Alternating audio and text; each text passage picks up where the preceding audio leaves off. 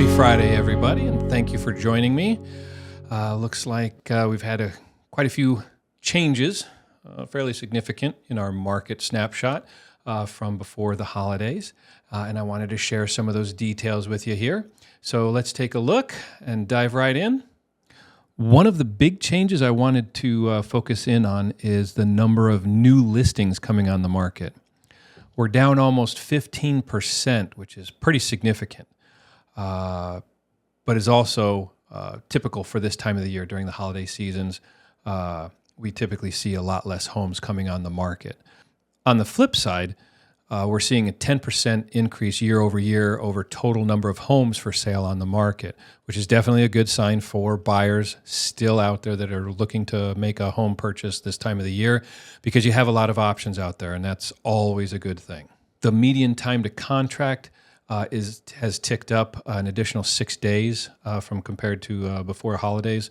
So we're sitting at about 42 days on average, which again, it's not necessarily a complete negative thing for sellers at this point. That's still not a terrible number to see.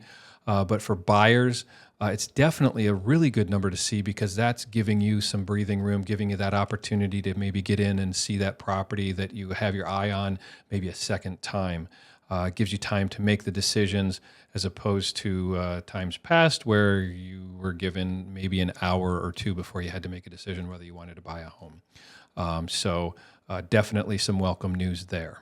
The median list price hasn't moved much, but it's still trending upward.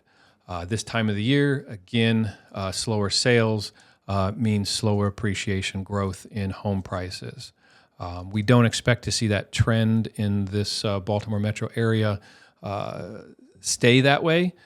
So I do expect the spring market to heat up and those numbers to start to change drastically. So while I have you, I wanted to go over the where interest rates are sitting at to give you a snapshot of what's going on that side of the fence. And definitely not where we thought we would be. The projections were projecting us to be in a little bit different area as far as interest rates go, but that hasn't come to fruition. As you can see, the 30-year fixed is ticked up just above 7%, and your 30-year FHA, that's sitting at about 6.5%, and that hasn't changed a whole lot, but definitely we're seeing some higher numbers. I know we were looking at mid sixes for the 30-year conventional, and FHA was hovering right around that 6, just a little bit above 6%. So definitely rates are trending in the wrong direction for the consumer out there. Again, we're hoping that, and there's some projections out there that are projecting the first quarter of 2025 for us to see those rates drop probably in about 0.5% or maybe a little bit less than 0.5%.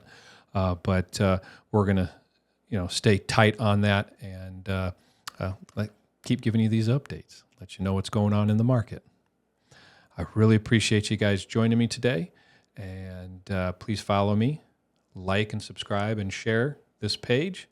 It helps me out immensely, and I look forward to giving you guys your snapshot next week. Other than that, take care, have a great weekend. I look forward to seeing you. And go Ravens.